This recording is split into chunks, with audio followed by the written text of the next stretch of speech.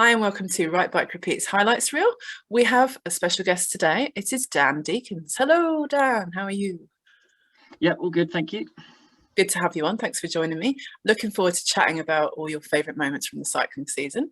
To start with, I think that I guess I came to know you over Twitter, and then I found out that you've been working on ITV's Tour de France productions and stuff. So can you tell us a little bit about your sort of media background to start with, so we know who you are?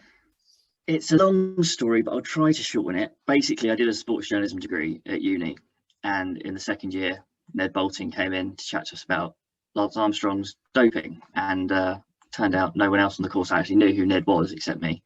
So I managed to get in and chat to him a bit, and then via contacts he gave me, I ended up at V Squared TV, which is where the ITV programs get made. So I started there as a logger, which was basically creating a Excel spreadsheet effectively of the racing that's happened, so that the producers and everyone can look back through it, find the time codes for when stuff's happened, and it basically makes putting together a highlights package a lot easier when you've got someone keeping track of everything. And then this year, with the unfortunate sad passing of our director back in May, everyone got shuffled up. So I became a producer, sort of associate producer, researcher sort of thing, this summer. And yeah, that's kind of what I'm doing at the moment, with just muddling along doing that. It must be cool to be involved in the production of. Obviously, I love the ITV highlights package. I think I've talked to you about this before, but like, it's always really nicely timed, I think, whereas some of the other highlights packages just show you the last hour of coverage. ITV's always it's really nicely like presents the story of the race, I think, much better than other ones that I've seen. Yeah, it's definitely, once you're on this side of the screen, as it were, you get a completely different appreciation for it. So when you're watching it, you'll just be watching it as a fan and you don't really think about how it's going. But my first experience really of it was, I started in 2017, and I remember it specifically because it was the Aru stage when he won on Planche de Belfic, and having the director saying, so Ned and David would, it was Ned and David, they'd go to an ad break and they'd, right, that's the out for part one, and then Ned and David start again, and then this is the in for here. And it's very deliberately structured to find it all and tell a story, basically, because I get frustrated sometimes when I watch. I remember on the Tour of Britain, sometimes it would just be all shoved in and you think, right, they're getting the bits and bobs in. But I mean, it will be very chaotic with us on some stages because so much is happening, and producers and directors will be running in and out of the gallery going, right, hang on, we need to put this in, but no, we need to put this in. And whilst everyone is just watching the live coverage, everyone behind the scenes is buzzing away and going, right, now we need to get this in, put this in. But yeah, it's, considering how chaotic it is, I think it's a very nice, sheened, well polled story that we put out at 7 o'clock eventually. Yeah, definitely. I mean, the fact that you can turn it around by that time, especially like you say on a big mountain stage when the peloton's absolutely blown apart, there's people all over the mountain, you're trying to keep up with your GC race and the front of the race. I testament to you guys that you can manage to pull together something that does cover the main points, I guess, within we won't know what the story is going to be at the start of the day. So a good example, to be honest, one that I can remember very clearly, is the stage that Ben O'Connor won when it was raining all day. It was even though it was a massive mountain stage, the breakaway was fighting from the very first moment.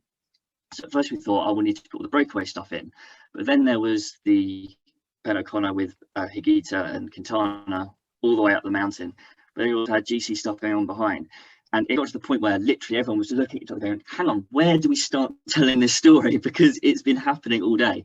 And you just have to remember, well, the important bit is the last bit of the mountain. So we had to have Gary basically doing, this happened, this happened, this happened, this happened, this happened, this happened. And by the way, here's the last 30 minutes climbing up to team. Because it was like, there's just too much stuff to put in. And I think when there's too much stuff to put in, you just have to say, right, here's a condensed 3 minutes of what has happened today with point, because obviously that was a massive day with the polka dots as well, because I'm pretty sure Wout Poels was in the polka dots at that point or something like that.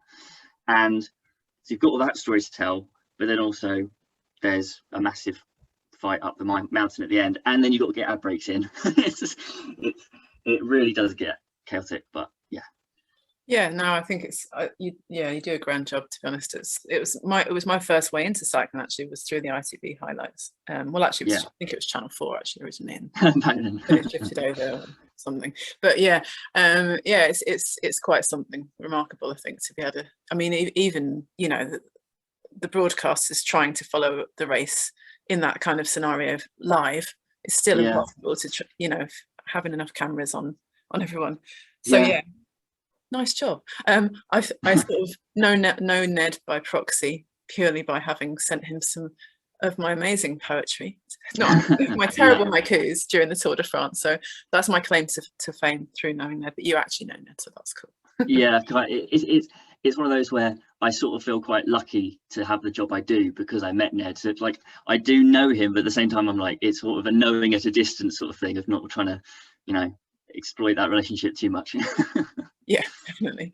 I know, he's great, and I love his commentary with David, and obviously as well the podcast as an extension of that, which a byproduct, I guess, which has come to be like a companion alongside the racing, which has been really entertaining this year. Anyway, so about how long have you been into cycling, and who were your first sort of heroes? Who were you really into when you first started watching the sport? Well, I have a very long non-TV relationship with cycling, because I started cycling when I was very, very young, because my dad got me into it when I was about probably 4 or 5. So I've been cycling a very long time, but I haven't been watching cycling for that long at all, really. I mean, my dad got me into watching the cycling highlights of the Tour de France probably from the late 2000s, because I think I remember watching Schleck versus Contador, but I couldn't tell you what year that was. But so I know I've been watching cycling a long time, but I don't know when it started. But I started watching it properly, the whole calendar, in 2016, because that was after I'd sort of met Ned, and I thought, he just released a book and he'd got all these stories in there, and I was like, there's more than the Tour de France, which I sort of knew already. But so I went from only watching the Tour de France to watching everything, and then discovering, this race. So I almost watch cycling now, and the Tour de France is great, and obviously I get to work on it, and that's fantastic. But also, you've got this whole spectrum of narrative throughout the year that is fantastic. But in terms of favourites, Twitter is very famous for having its pockets of fans and super fans of certain riders, and I very much stand sort of back from that. Not in a sort of, I don't want to have favourite riders, but I find it very difficult to just focus on one group or one team or whatever. And it's the same with football and other sports. Like, I've never supported one team, I just enjoy watching the sport. But I mean, there'll be some races that I watch and I pull for certain riders. Like, it's always, I'm obsessed with the Danes at the moment. I love Kasper Asgreen, and I love Magnus Cort, and those sort of, it's the monster efforts, the sort of almost superhuman, not superhuman, ridiculous stuff like the Pogacar. You just stand in awe, and you can't not be a fan of that kind of thing.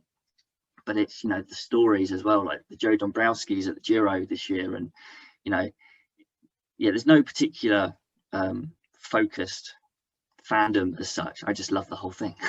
I think that's the brilliant thing about cycling as well, isn't it? Because there are so many stories, like crisscrossing throughout a race, throughout a season, throughout a generation, and that's why I love cycling as well, because you can enjoy following someone in specific, or you can just sit back and see what happens. And like you say, like, there's so many for me, I also prefer, like, the riders who are absolutely just emptying themselves to try and win something. I love that kind of I can see that. So you maybe support the breakaway if they're going well, or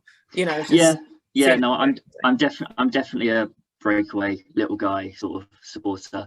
Like, when this will probably come up later as well, but the stage that Cav won, that was the Tour, the first one, that was when Brent Van Moer was up the road, and he's like this guy that pretty much no one had heard of. He's like, just there's Cav, but there's also this guy. It's like, come on, this guy. Yeah, well, which one do we want to happen here? Yeah, definitely. That was because Brent Van Moor, yeah, I wrote about Brent Van Moor a couple of weeks ago about his, do you remember, did you see the race where he took the wrong turning right at the last minute?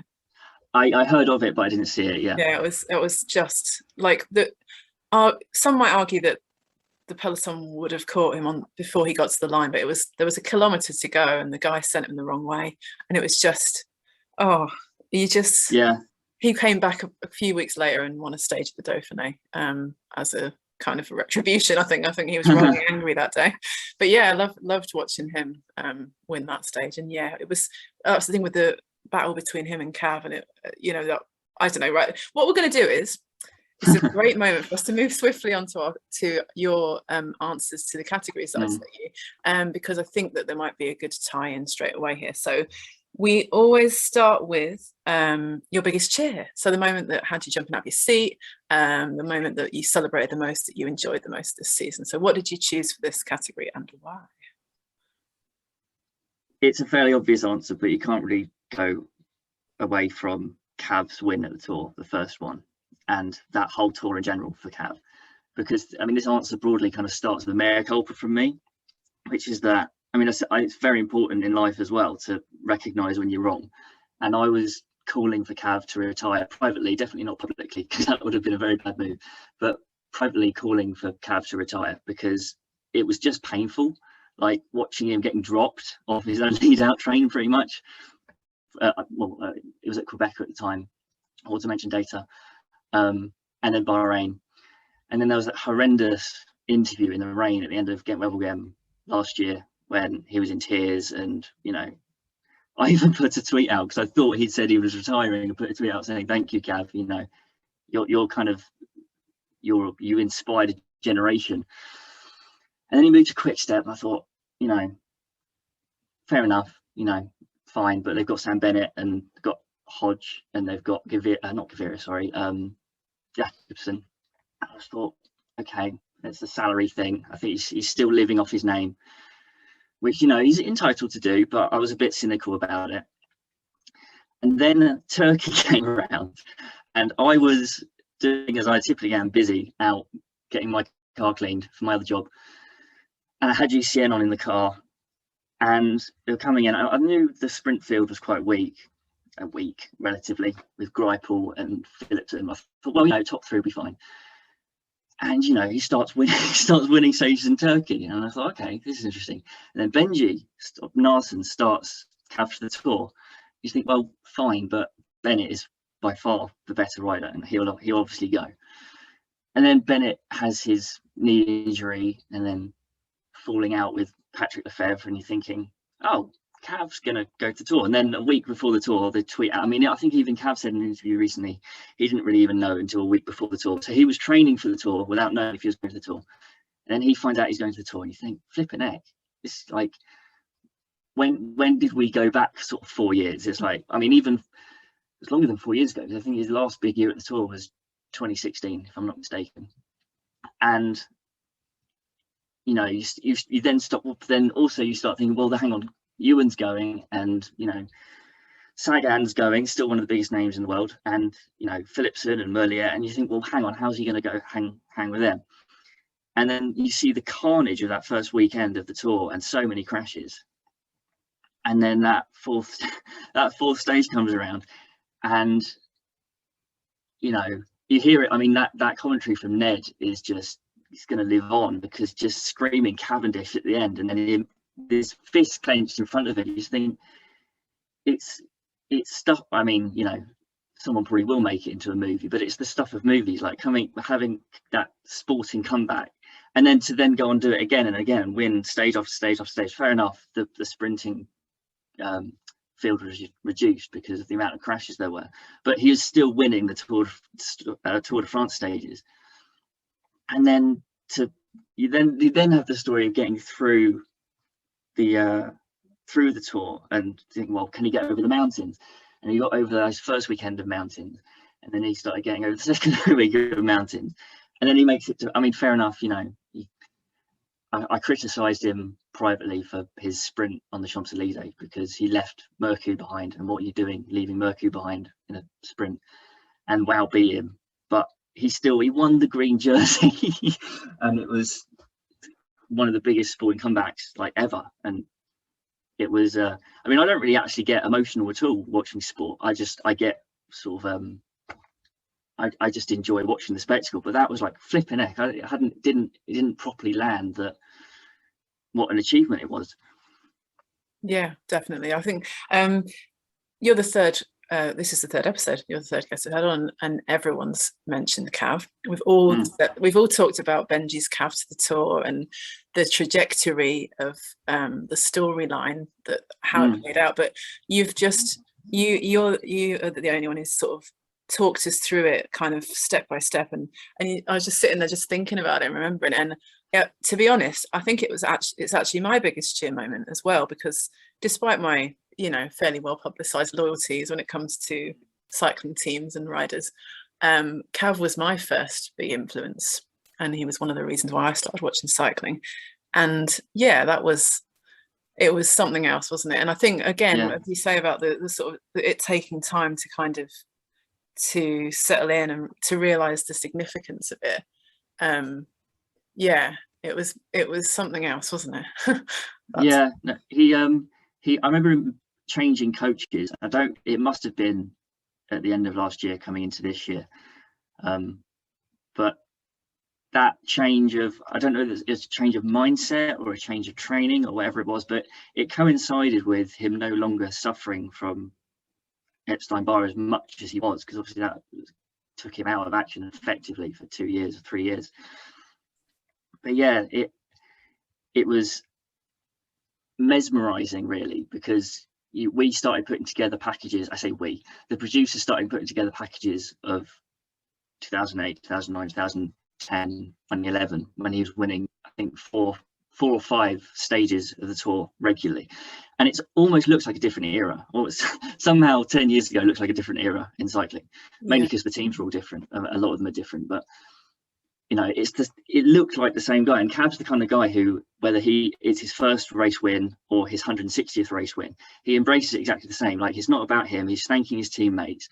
And it was like we're transported back to 2008 and kid Cav again. And it was just the boyish sort of emotion of it was incredible. Yeah, his sort of energy and like his vivacious kind of, he's larger than life, isn't he? Like, he's one of those characters who kind of reaches beyond sport, I guess. It's almost, his personality hasn't changed. Like, there was the clip that came out of him shouting at his mechanic, which he had to explain earlier. Look, I've worked with this guy for a long time. Like, we get each other, and it looks bad, but that's just everything has to be right for me, and if something isn't right for me, then it might trip off something and I'll have a go at someone. But Cav's just always been like that. That's why everyone said, oh, the old Cav is back, because Cav has always been that. Look, he is an absolute perfectionist and everything has to be right, and if something isn't right, he's gonna might shoot off the chain. Yeah, of course. And he's under incredible pressure to perform in an incredibly dangerous environment, and they all are, but sprinters in particular are, they're a certain breed of person that can handle that. And I think, he's a born winner. And it comes with side effects, I guess, when it comes to, he's usually a very gracious, and as you say, he thanks his team all the time. And he does wear his heart on his sleeve, and I think that's why he's so well loved. And why it's so universal, because I think that's another reason why I was glad that you picked Cav, and I wanted to talk about it in some depth with you as well, because you're actually the first Brit I've had on the show, other than myself. And that just proves the universality of Cavendish's appeal, that everyone's chosen him, or we've talked about him in some capacity, how big the storyline is in a cycling sense. And in a broader countrywide sense as well, because I'm lucky with the work at ITV, I get to see and find out about the figures and stuff, and we were doing bigger numbers than we'd done for years, because people that hadn't watched cycling for ages were all of a sudden seeing Cav on the news, and that was then bringing them to the terrestrial highlights show, and you know, people that I hadn't not necessarily not spoken to, but people that I only have on Facebook just to keep up with, were messaging me saying, "Oh, flipping it, Cav's still riding." Yeah, Because he's you know, winning as well. That's the thing. yeah, he's actually winning stuff, and I almost had to remind myself, just because I'm so used to being in this tunnel vision. I don't go back and watch races particularly. I remember them and I think of them fondly, but I don't really go back to watch races again. And I'm very tunnel vision, to then have people come in and saying, "Oh my God, Cav," and I have to go, oh yeah. Yeah, exactly. I think, and that's the thing, because he was so inspiring. He's part of the sort of the generation that kind of brought more fans to cycling for a period of time, along with Wigan. Yeah. And I think that it maybe ebbed away a little bit like Froome, obviously, you know, big fan of Froome, but I don't think he drew as many people to the sport as those characters did initially in like the 2012, that sort of era. So I think it hopefully has reinvigorated not only the older generation who remember him, but a new generation as well. Yeah, he's crossing over that. I mean, this is nothing against Chris Froome, because Chris Froome can do whatever he wants, but I don't feel Chris Froome transcends the sport particularly well, whereas Cav is very personable, and he's very, I don't even know what the right word is, to be honest, but he just cuts through, where I think Froome seems to float on the surface. And I think maybe his background as being Kenyan, and then, you know, I don't know, but I don't feel like Chris Froome connected with the public here. And maybe it's because he never got nominated for sports personality or whatever. Maybe it's something as mundane as that. But I don't think he cut through with British public. Whereas Cav, it's like he's been sort of the icon of British cycling for, what, 12, 13 years at this point. So. Yeah, exactly. I mean, you know, at the end of the day, I think having a big personality it goes a long way. I don't know. I guess worldwide that's always going to be the case, but I think the Brits love a big personality, don't they? Like someone memorable, someone who says funny things, and you know, he's done many memorable interviews, and I just think there is a real fondness for him that does transcend sport. But yeah, I think it's really nice to chat about it, and I'm intrigued to see what happens next season. What do you think? How do you think he'll fare? Well, it's hard to judge, because what you had to caveat with the Tour was that so many sprinters had crashed out by the time he was winning. So I did have to caveat that to people when they were saying, "Oh my God, Cavendish is doing amazing." It's like, yes, but I then had to remind myself, yes, but is fine, but he's still doing it. He's still winning. So I think next year he'll go and do, you know, not to degrade it at all, he'll go and do smaller races and other races. But I think they have, obviously Bennett's left because of all those problems, but they have potentially what can be the best sprinter in the world next year in Jakobsen. So Jakobsen, barring injury, will be going to the Tour, because it was they talked about it after the Tour this year, that Jakobsen would have gone to the Tour if he was fit enough, but obviously he wasn't, and Cav was the next after Bennett. So I mean, I'd love to see Cav, just as someone of advanced years in his career, I just like him to go and mop up smaller races, because he proves he still has the pace to. Like, he was beating Buani and Philipsen at the Tour, so there's no reason he can't go and win a whole load more races next year. It's just what caliber they are that he does. Yeah, definitely. As long as he's still enjoying it, and he's never going to go to a race and not want to win.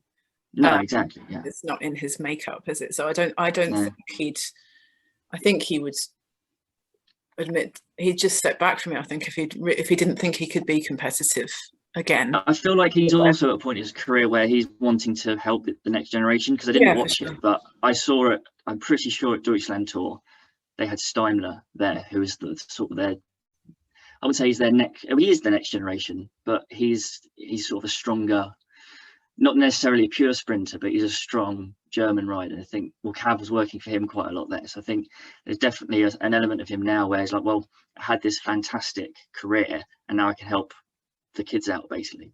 Yeah, to be able to give back. And I think actually that obviously having had the success he's had this year is going to hopefully put him back in that positive mindset, a good place from which he will be able to inspire others. Whereas, as you were talking about, obviously with the way things ended last year, or before, he wouldn't have been in the right mindset, in the right mind to inspire and to move forward.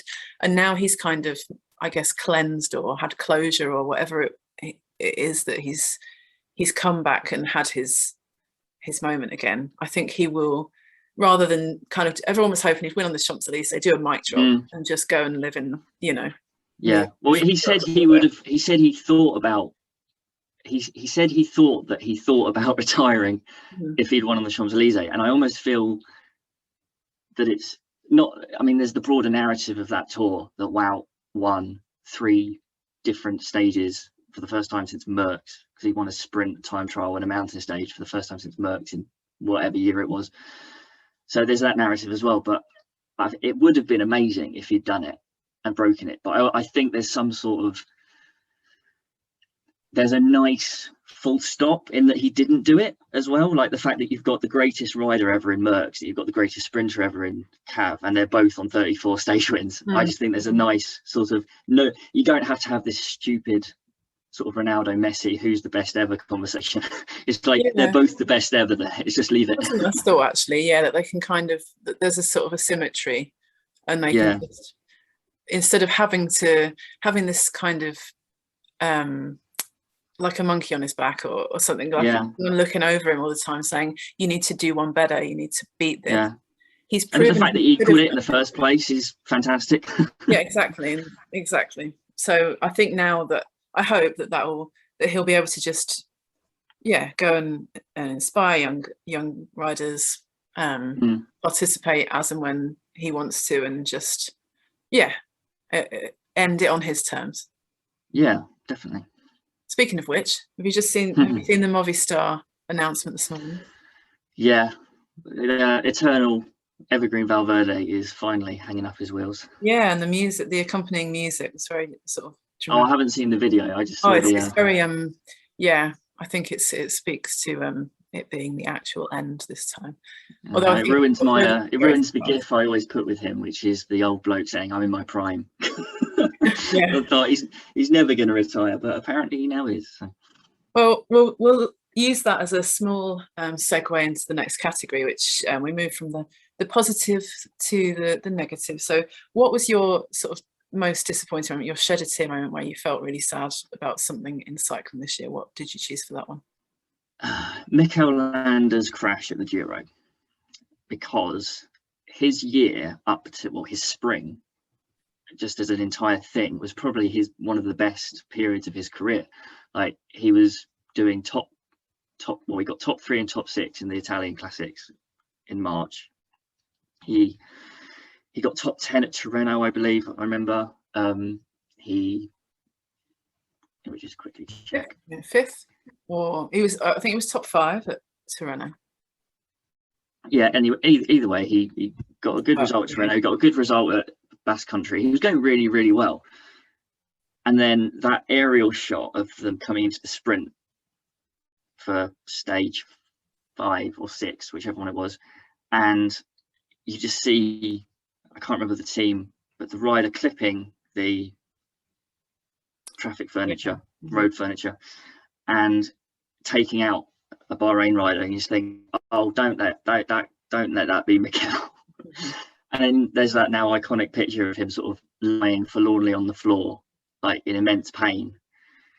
And Mikel Landa's one of those guys that inspires such. He's definitely, performance aside, he is an emotionally charged rider, because he rides on panache, and it's never really been about numbers with Landa. It's always these, he just, when he feels like it, he'll just go up the road on a mountain. Like, I'm pretty sure it's the stage before that, to Sestola, when Dombrowski had won the stage, and then behind you get that quick cut behind, and Mikel Landa's attacked out the peloton. You go, Landissimo's back, he's coming, he's and of course that was the Giro that you had Bernal and Yates and Carthy, but it wasn't, with all due respect to them, it was not the strongest Grand Tour field we'd ever seen. Like there was no Roglic, there was no Pogacar.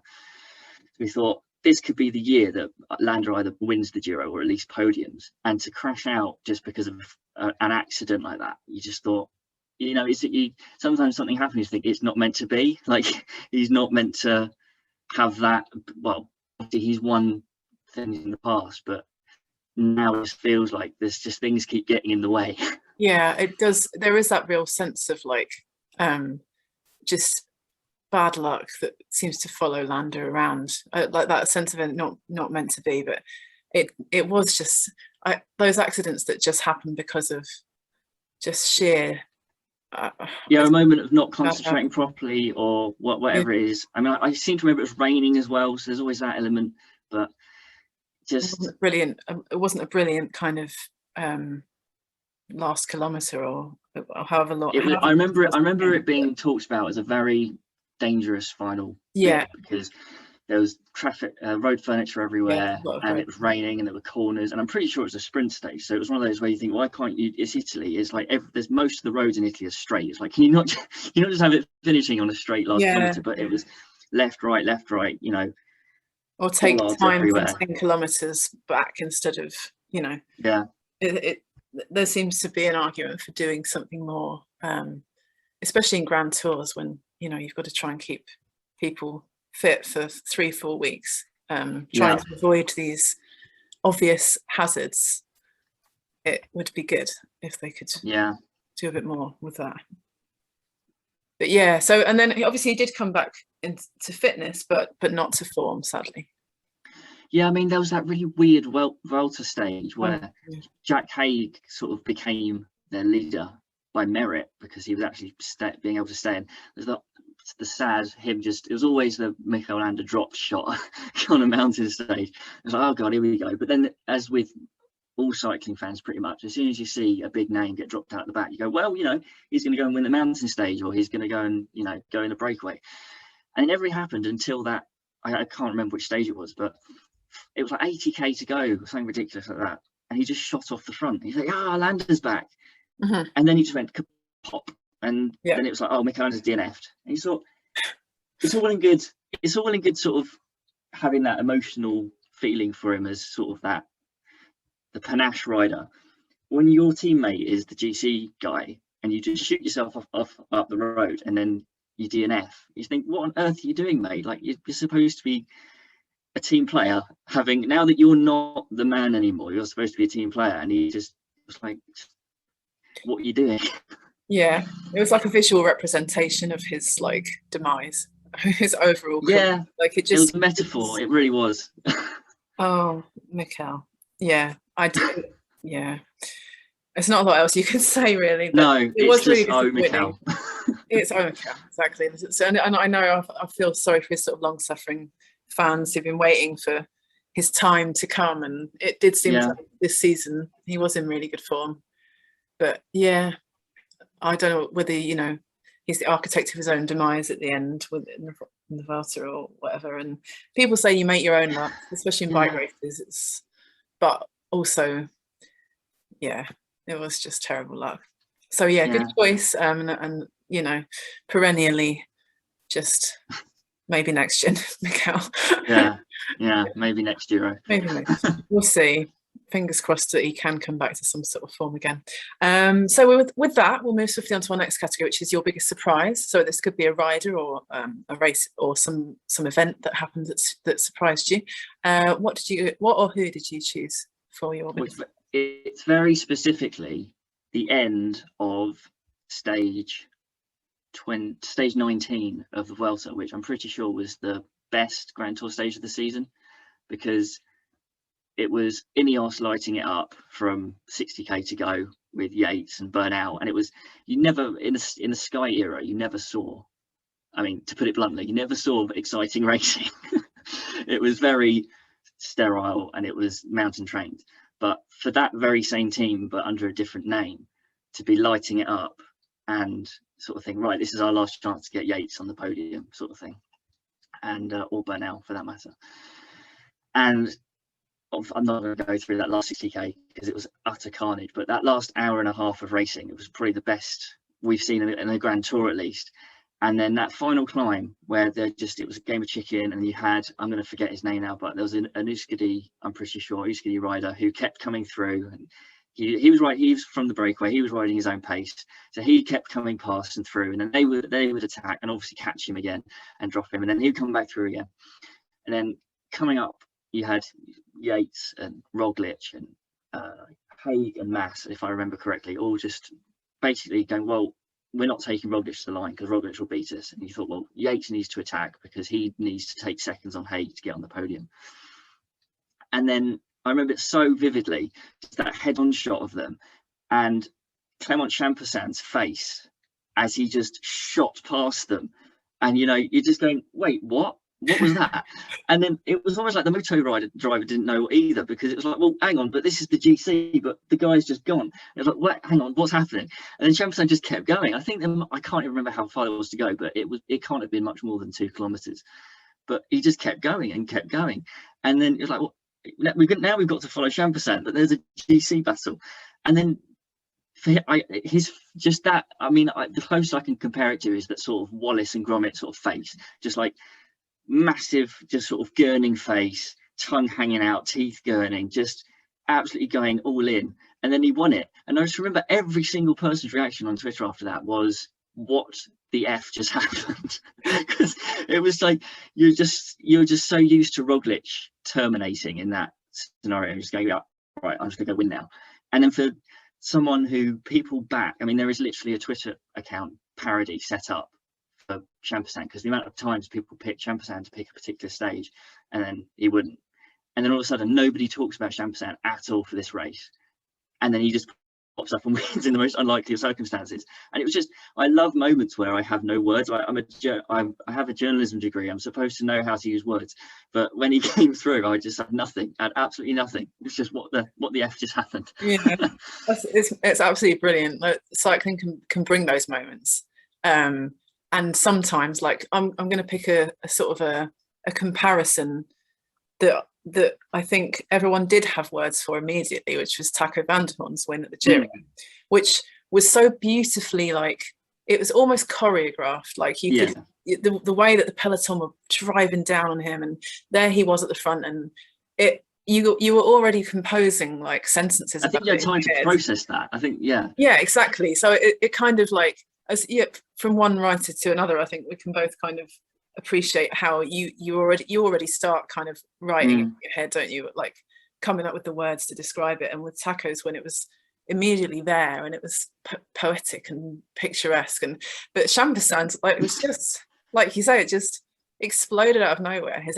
His face was one of my favorite images of the season. Like, yeah, and it was absolutely mad. It was absolutely mad. Yeah. And it typified the stage, the whole stage itself, as you said, it was so unpredictable. Yeah, no, it was fantastic. And it was also the first day that we'd seen Pidcock working. So you had literally the whole Ineos team working to set up Yates to assault the podium. And then not that he did loads of work, didn't he? Pidcock worked for ages up that. I think he did a lot. He'd finally recovered from his Tokyo hangover, and he was putting a shift in, and everyone thought, oh yeah, and he can actually do a job here. Yeah, it's like Pidcock's actually, found his legs after 2.5 weeks. And then, I'm perennially disappointed with the Yates. Like, going back to the favourite rider thing, I think I have a bit of a soft spot for the Yates brothers. But seeing Yates sort of like, this is his chance to get on the podium.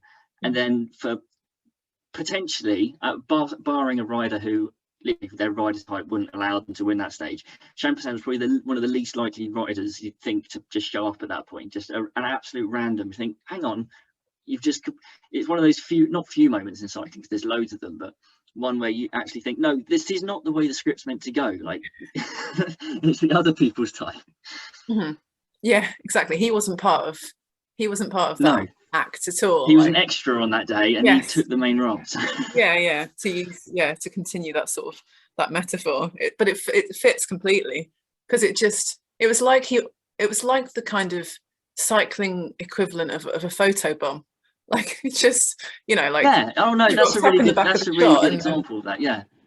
and then zoomed through, and there, and that was just, yeah, great choice, because I think that was And one then of the surprising yeah. things that's happened all Yeah, season. and the way he had the exhaustion at the end, because clearly he was already knackered when he passed them, but it was that thing of they were all sort of going in fits and bursts, and I can't remember how many there were, but that last climb seemed to go on forever, because it's like they'd been attacking at full speed for an hour and a half, and then all of a sudden they just went to sort of casual cyclist pace, and they were just pootling up there, and like someone would shoot past them, and then they'd attack each other again and be at full speed, and then Champoussin must have just gone the same speed all the way up, and by the time we got to the top, he was absolutely knackered. He was like, I'm not stopping now. And he just went straight past them, and he barely crossed it, because I remember the finish line was like a lip, so they came up and over, and it was really steep, and then as they crossed the finish line, then it leveled out, and I just remember him just stopping straight after the finish line and just being like, there. Yeah, it was just extremely memorable. And as you say, like, that's the beauty of a grand tour, is that obviously you've got all these different narratives playing out alongside one another. It was as though he was he was in a one type of film and everyone else was in a different type of film, and the two just ended up on the same screen at the same time. It was just completely they somehow ended up merging together. Yeah, like different motives, different like end goals, obviously, and it just ended up creating this mad and it was just this outpouring of, I think people mainly just shouted his name on Twitter, like, repetitively. That's kind of, that adds to it as well. It's those moments where you end up just shouting their name, like you can't think of anything to write. I remember when Asgreen won Flanders, and I was so convinced again that Van der Poel was winning that I couldn't think of anything to write other than Asgreen really loudly on Twitter, because it's just like, what else do you say? Yeah, you just have to shout a name into the void to kind of express your complete shock at what's going on. Yeah, no, great choice, really good choice. So we're going to move on to your sort of one moment to take away, which is, I'm kind of describing it as if you could pick a moment from the 2021 season to put it in a box and open it up in however many years and remember the 2021 season by. So it's not necessarily your biggest cheer, it could be, but obviously that would be no fun for the format if you chose the same one. Something that maybe has a bit more significance or a bit more poignancy. What did you choose? Well, it's the narrative that led up to Van der Poel winning on Britannia on the second stage, because that, looking at the two stages together at the Tour de France, the first opening weekend, it was like, well, this is going to be absolute chaos, because it's one day specialist basically. And I remember thinking, well, Van der Poel is going to win the first stage, because it's just set up for him. It's that kind of, he doesn't have anyone to look after. It's basically going to be him versus Alaphilippe basically for that first stage. But I remember when we were at the ITV production putting together the packages for that first week, and the climb, I'm going to forget what it was called because it was obviously in French, but it was something like the Wolf Pit climb or something. I just remember thinking, that's put a little nugget of doubt in my brain, and it's going to be someone from the Wolf Pack that wins, because it's just something about that. Something in cycling always happens where there's a narrative, and that climb is called Wolf Pit, and Alaphilippe's going to win, and of course he won. And there's that picture. I mean, it's not really a picture; it's a shot from the coverage, but straight after the stage, where Van der Poel, he's got the kit on that Alpecin wore in homage to his grandfather Raymond Poulidor, and he's just absolutely distraught. I mean, he finished way down that stage. I think he was maybe 70th, or he got completely lost in the shuffle, basically out of position as usual. And he's hanging over his bar. He's absolutely distraught, and then you've got Alaphilippe there, like being greeted by the media and his teammates, and it's ecstatic. And you think, okay, well, Murder Bretagne stage 2. There's bonus points up for grads. Maybe there'll be a GC fight. You think Alaphilippe again, he'll be in yellow, blah, blah, blah. And then that first ascent up the Murder Bretagne, and Mathieu van der Poel just goes like the rocket launcher that he is. It's like, it was so reminiscent of Strada when he just went, and everyone else was like, no, that oh, for goodness sake, what are you doing? And he shot off up the road. He got the bonus seconds, and you think, well, hang on, if he's gone for those bonus seconds, he might go for the ones at the finish as well. And then he does it the second time, and that sort of he's emptied himself, he's completely empty, and then as he's crossing the finish line, he does that raise to the heavens to his grandfather, and you think, oh, flipping heck, Matthew, you got me going now. Because he knew in his post-race interview, he said he knew that was his last chance to get the yellow jersey, because the rest of the stage was sprint stages, and then it was going to be into the mountains, and he said he had to go for the bonus second. And that's what I just love about Matthew van der Poel, is he literally is an all or nothing. Like, he's almost, because he doesn't have anyone to look after usually as for a sprinter, and he doesn't have a GC person to look after, he has that license to go all in, and he just creates chaos wherever he goes. But that was a moment of him sort of creating sort of a perfect narrative out of the chaos, because he knew he had to lay it all on the line. He laid it all on the line, and then to put it all sort of on basically doing it for his grandfather, basically, because his grandfather passed away before he could show what he could do at the Tour. And I thought that whole, to be honest, that's my moment of the season, and my memory of the season. It's like that encapsulation of just it all in and going all in for one outcome and creating that beautiful story. Yeah, I think you described it really well, and I think there's several things sort of cropped up following. I think there wasn't a dry eye in the house. Everyone was, rightly so, very emotional about it. Especially, as you say, that heartbreaking shot of him on the first day with his head over his bars, and while Alaphilippe celebrated, I think that was such an iconic image, because it not only did it show how much it meant to him, and how exhausted he was, but it set up everything for day 2, for stage 2. It amplified, if you like, the kind of emotional resonance of the situation. But I think because we know him as such I called him an agent of chaos in a piece that I wrote about him. And as you pointed out, we know that he just throws everything at races. We know he's not tactically the best. He uses his raw power, and that's what he does. And I think that's what I think almost everyone was just a bit behind on realizing what he was doing.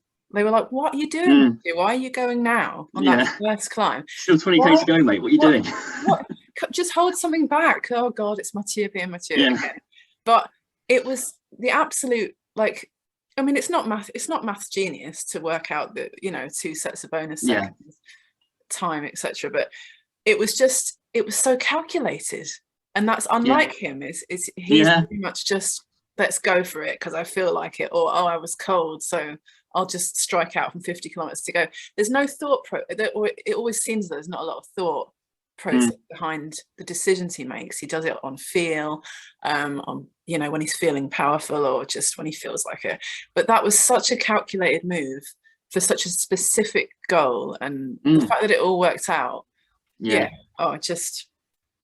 love the riders trying to follow him as well, because there's almost like a superhero element of it. Like, he was going off on his own and he had this sort of mission to achieve, and you had people like Barguil and Quintana and Colbrelli trying to follow him, and after about 50 meters of trying to follow him, they were just looking behind going, I don't really want to follow this is far too much. And that final, I think it was the last maybe 200-300 meters, when everyone else had kind of realized, right, we're not following him. And he had, and that's something I love as well, is when a rider has got the time to soak it in. And it was like he'd done the athletic effort, and then he had 300 meters or so to almost slow down completely and just cruise in. And then I think that completely smashed into him, the sort of, like you say, he'd actually calculated a move to do a move for the first time.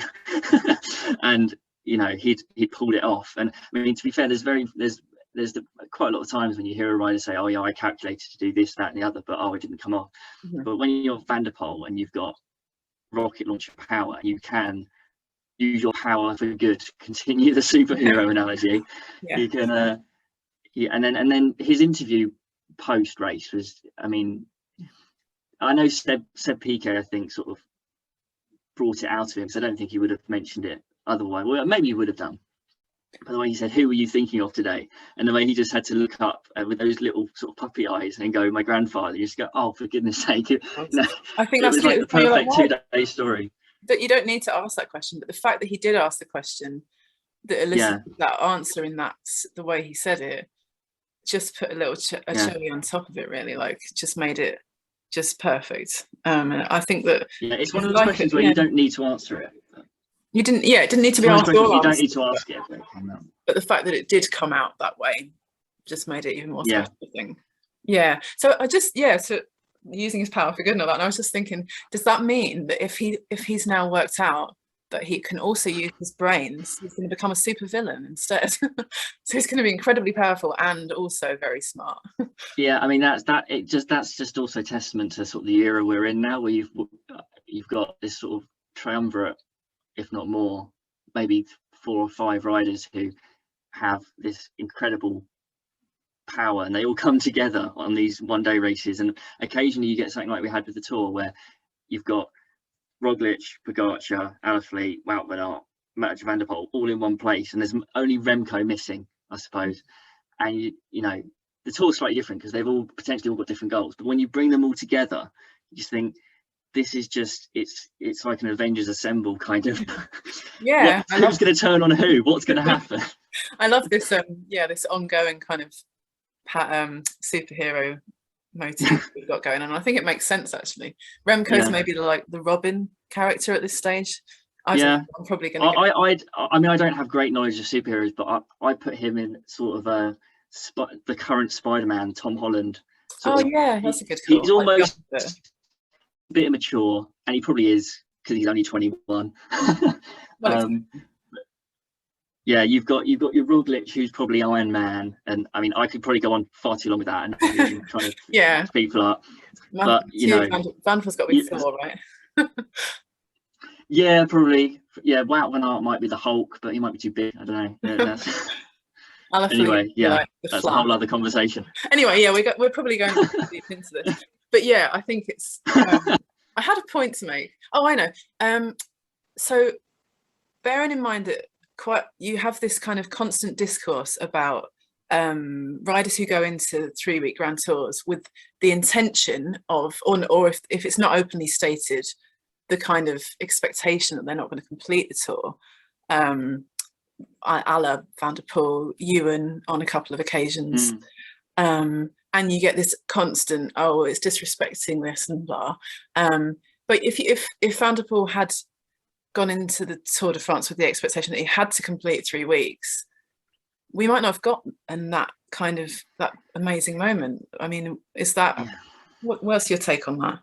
Well, I think we're living in a privileged era of cycling where it's not just the Tour de France and you have just the GC race and then just the sprinters. We have these agents of chaos in the race, and you know, I personally don't mind at all when riders have got other targets. Like Van der Poel very clearly said before the Tour even happened that he might have to leave because he had to prep for Tokyo at some point. And Ewan had a knee injury as well, which was like, well, he's leaving because he's got an injury. So, you know, there's some people who I think just create internet clicks, for lack of a better phrase, of saying, oh, you know, I rode all the stages of a Grand Tour, and, you know, if that's your intention, then that's it. But you know, a Grand Tour is always going to be a Grand Tour. There's always going to be people there. There's always going to be that core narrative for a Grand Tour. And if someone's going to come in and light it up for a few days, not for a few days, but you know what I mean, for like a week, or, you know, they've come in, they're going to do it for, I mean, I don't, maybe I'm just far too accepting of everyone doing whatever they want to do. I'm just like, you know what, though, isn't it? It's good for us. It creates, it's like, it creates the salt and pepper of a main course. You know, you can have your, I'm going off on analogies again, but you can have your roast dinner, but without the condiments, it's really boring. So basically, Mathieu van der Poel is gravy, right? Yeah, I mean, let's go over that. Yeah.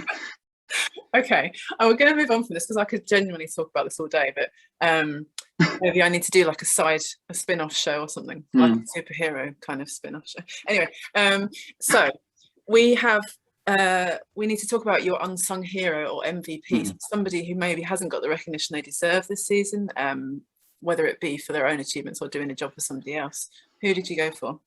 Well, I have gone for Dylan van Baarle, but it's kind of an umbrella award category sort of thing for basically anyone that has a box. Like, he was a classic specialist at Cannondale and is now pretty much one of the probably the best value domestiques in the world.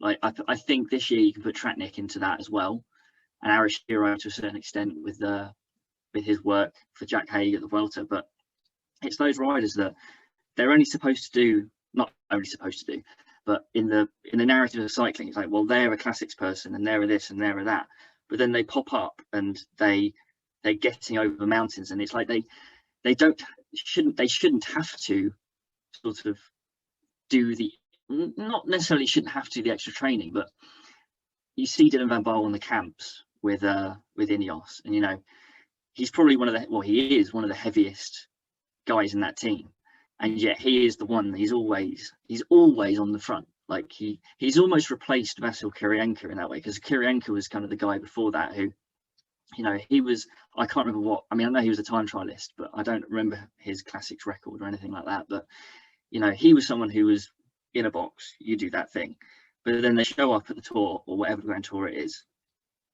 and they're going above and beyond. And Dylan van Baarle's that kind of guy who, you know, we almost, in the same way as we expect the Avengers cyclists to be incredible, we now expect Dylan van Baarle and Jan Tratnik, and I'm sure there's loads of others that I can't remember off the top of my head, that they shouldn't have to or don't have to be as good as they are, but they do. And it's almost, they rarely, if ever, get one win a season. I mean, Van Baarle won Dwars door Vlaanderen this year in that ridiculous 30k attack, but he also came third at the World, which was another spectacular one. But I almost was happiest for, I mean, obviously Alaphilippe's amazing, and Valgren was fantastic as well in that race, coming second. But for Van Baarle to have done all that work throughout the year and then to be rewarded with a podium at the World, you think, you know what, I would have never, he probably wasn't even the second or third choice from the Netherlands team that I put on that podium. But it just shows how versatile he is. And it's that other conundrum as well of, on any other team, like if he went to EF or Trek or somewhere like that, he would probably get 2 wins a season. The fact is, he dedicates himself to Ineos, and as much as I don't care for supporting any in particular team, he is so invaluable to Ineos. It's incredible, really. Yeah, definitely. And as you say, it's really good that he got some of his own rewards, especially the way he finished off at Worlds was amazing. But yeah, really good choice actually. And as you say, because Ineos are, you know, obviously famously such a team of so many different names, stars, leaders, more leaders than they know what to do with half the time. Yeah. So that the domestiques in that team maybe don't get as much recognition as domestiques in lesser teams, if that makes sense, because they're less visible sometimes. But he's been very visible across the board, and making that transition from one days to sort of tours really, really well.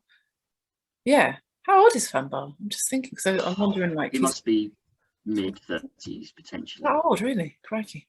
I'll have a quick check. Have a quick Google. Yeah, I was just wondering, like, what sort of the future holds for him in terms of his own chances and stuff. And I love the way that Ineos is sort of building this collection of potential one-day riders, and it's so exciting, diversifying. Really, you know, it's bringing it to teams like Visma and De Koning. He's 29. Oh, there we go. Yeah, so which is weird because he's only a year and a half older than me. You're right, young'un.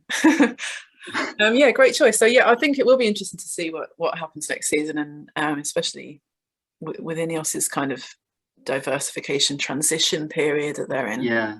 And I think because sort of continuing the Ineos thoughts, when Ethan Hayter was absolutely killing it this year, I joked on Twitter that Ethan Hayter on his own was making me an Ineos fan, because I famously don't I say famously, I just don't engage with sort of team super fandom, but Ethan Hayter and this new generation of British riders, it's, you know, it creates a sort of thing of, hang on, you're actually making me support a team. This is weird. Yeah, well, that's the thing.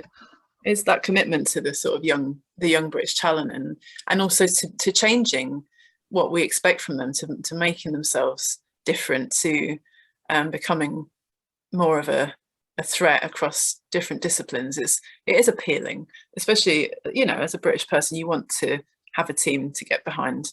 I think Brits, especially, I mean, I don't, speaking for myself, having come from a football background in terms of my interests, and rugby and cricket to a lesser extent, but you have that team mentality, I think.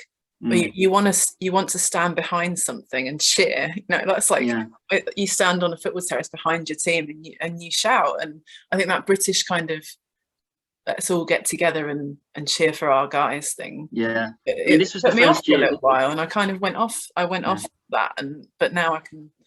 With Ethan Hayter in particular, he gives me that need to cheer, because I'm almost too objective with my site. I this year I felt myself melting into subjective viewing as a cycling fan, because I'm very used to being objective, and I won't comment on it because it's, you know, it's harsh to people, but I'll see people on Twitter saying, oh, you know, going for this person at this race, and I just think, no, it's just they're not going to win that race, you know.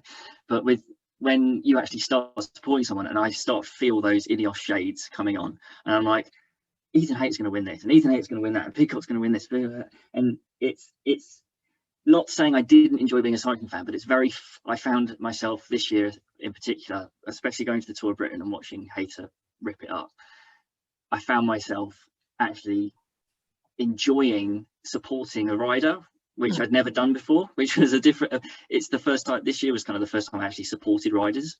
Like, it helps that a lot of them are active on Twitter as well, so you can actually talk to them. But it does add, it adds another facet, I think, to, you know, like another dimension. I think cycling is a great sport to enjoy without necessarily needing that investment on a personal level. But when you do have that investment in someone, it raises that kind of experience, I think, as a fan. For me, but I'm a very emotional person, so I'm like the opposite. I can't view things objectively. I really struggle with that. You know, that's why I'm classing myself as a writer rather than a journalist, because I find it difficult to step away and look at that bigger picture. I like it, don't get me wrong, I like doing that, but I also I won't ever make a secret of the fact that I'm gunning for certain people to do well, and but I never want anyone to do badly. That's again the thing about cycling, isn't it? It's just full of great characters and people that you just want everyone to do well.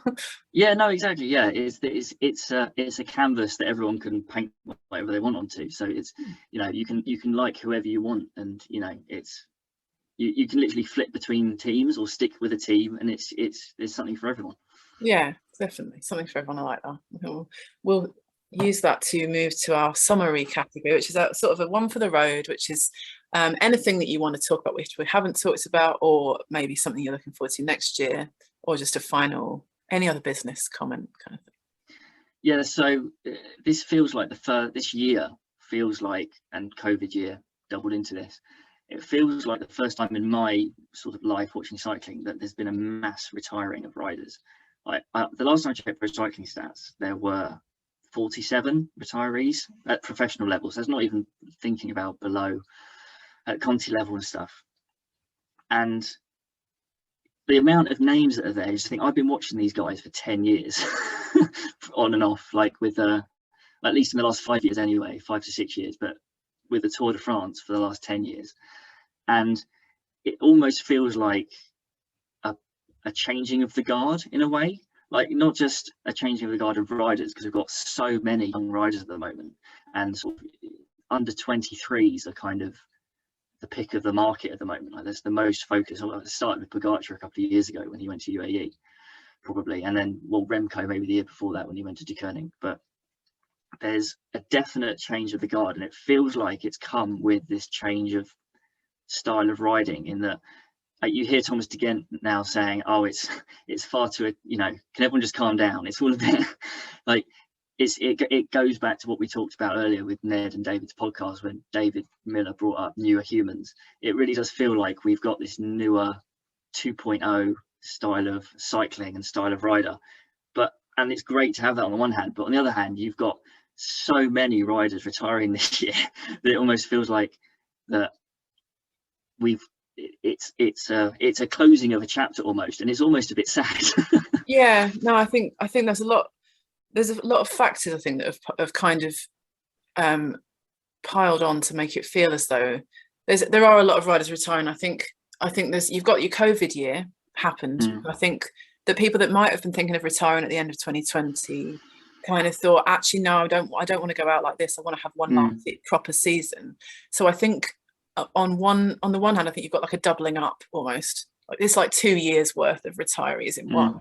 But I do think that, yeah, on the other hand, it does feel like a physical like representation of this generational shift. Like the style of racing, the younger riders coming through, and the older guys who either aren't able to keep up anymore or just don't have the will. Like Dan Martin, I don't know if you heard the Dan Martin's interview with Ned, where he was just talking about how the young guys are now willing to go so much further in the sort of sacrifice. They're willing to live like monks, and he's not. Exactly. And he's not, exactly. And I think that it's a shifting of priorities. And I think obviously the pandemic maybe forced that into the forefront of people's minds a bit more. Like, what are your priorities? You know, a lot of these guys have got families. They're not willing to go to the lengths that they now need to go to in order to compete. And I think that's, as you say, it's a double-edged sword. It's amazing for us as fans to see such competitive racing, but it is sad to see guys that were competitive a year or two ago suddenly fall by the wayside. Well, because there was also there's one rider in there that, to link this all sort of together to the beginning, when Cavendish, I was wanting him to retire last year, and I can't remember, I mean, I'm sure there were, but I can't remember off the top of my head many riders that retired last year, being a COVID year, which goes to your point. But I thought Cavendish would retire, and now he's not retiring, as all these guys are retiring. And you've got, you know, I think it was the end of the Deutschland Tour, or whichever race it was, or the German one-day race, and it was Greipel's last race, and Cav sort of said goodbye to him. And there was a real, like, I don't think I saw many pictures of it, but that picture on its own was a sort of, it would be a great story moment for Greipel and Cav to retire at the same time, because they sort of have the rivalry from the late 2000s, early and then through the 2010s in sprinting. But the fact that Cav isn't retiring, has sort of refound himself, and then Greipel is retiring, there's a weird melancholic sort of, you know, it's I mean, obviously there's a life cycle to cycling and cyclists, but for it to be this pronounced with a year of, like, you know, somebody has probably figured out what the average age of a race winner was this year, but it feels like the average age has been way down this year, like so many kids winning.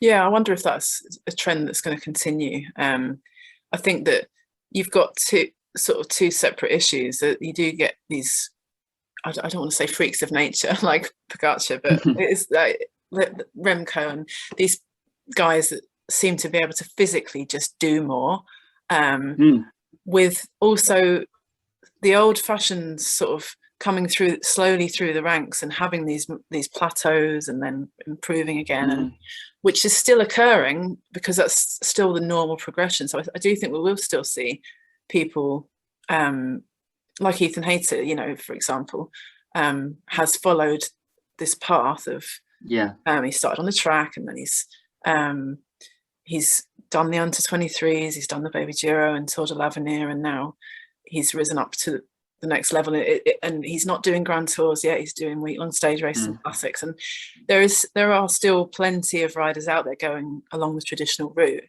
and it's sort of as if we're evolving two separate species of riders, and whether or not that they're going to be able to compete with each other when they come back together is going to be really interesting. It also feels like there's more. I think it feels to me like there used to be these specific guys went to specific races, whereas now it feels like there's so many more people who are capable, way more versatile to do loads of different things. And I think it means that you've got guys like Dan Martin who, you know, he won that State of the Giro, which was fantastic, and he meant he won a stage in all 3 Grand Tours, but he said it himself, it's like, you know, I can't carry on, you know, it's almost too much. Yes, it feels almost a shame for specialists in a way. Like, you're always going to have your specialists. Like, you know, at the end of the day, Philip Ogana is going to be a time trial specialist his whole career because that's what he's amazing at. But he's also developing into an amazing, you know, sort of domestique kind of rouleur kind of stuff. Anyway, that's besides the point. I think what the point I was going to make was these, you know, your pure climbers, your these refined guys who can climb so beautifully, and now finding that others are coming along and kind of saying, well, I can do that, and I can do that, and I can do that as well. What you can do about it, and they can't do anything about it. It's tricky.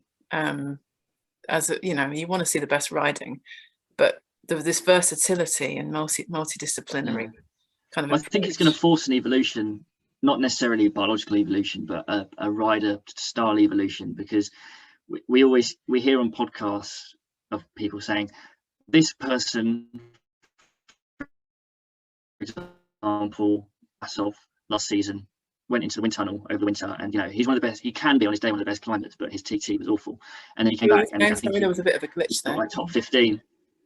Who was that? Vlasov training in the wind tunnel, and he was a really good climber, but he didn't have a time trial, and then he came back at Paris-Nice this year and got top 15 in the time trial.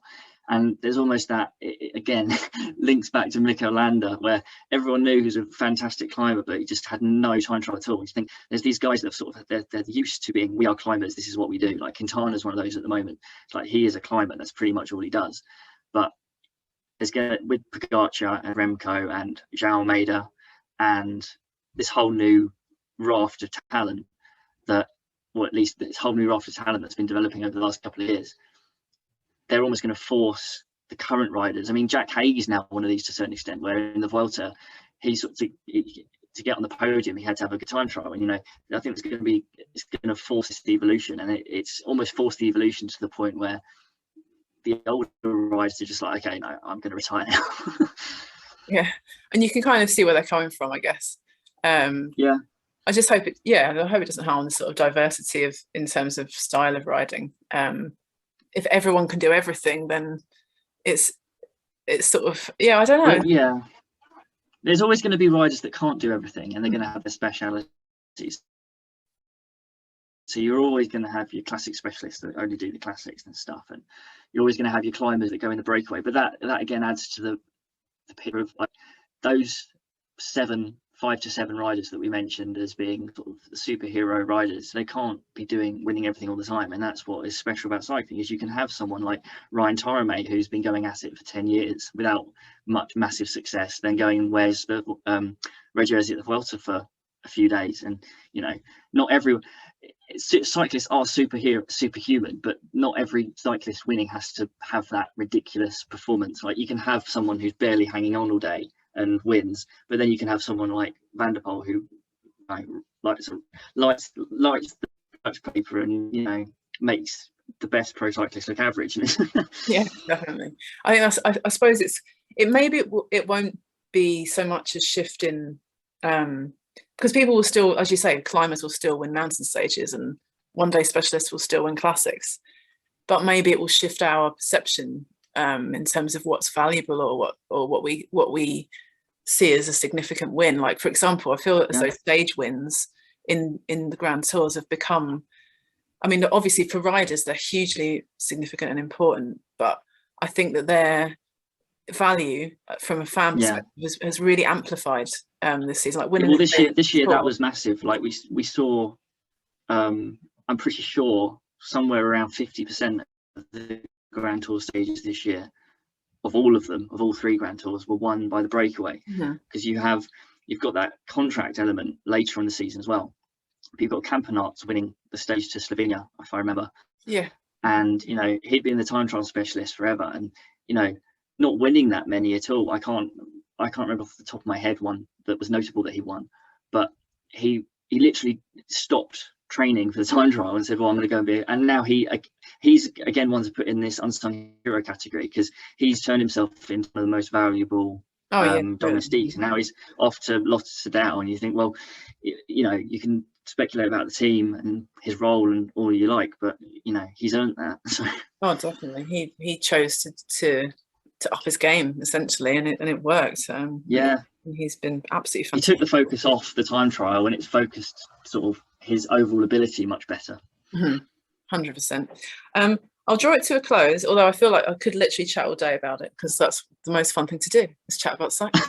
And there's just so much. I think so many significant things have happened this season, both in terms of like events during racing and wider context things like this kind of shift. So there is just endless amounts to talk about. But thank you for chatting with me, and hopefully everyone will enjoy it. I think it's been really fascinating conversation. I definitely think we need to do an Avengers spin-off side episode. I think that's I found my winter project to do there. Definitely, yeah. Which rider's going to be which superhero? But yeah, that was fantastic. Thanks very much for your time, Dan, and see you around. Thanks for having me on. And I will sign us off there. So take care and see you all next time. Thank you very much. You've been listening to Write Bike Repeat's Highlights Reel in association with QuickLink Podcast and writebikerepeat.com. If you've enjoyed the show, please like, share and subscribe to the channel to get updates when new shows are posted. Follow me over on Twitter @writebikerepeat, and I'll see you again soon. Thank you very much for listening.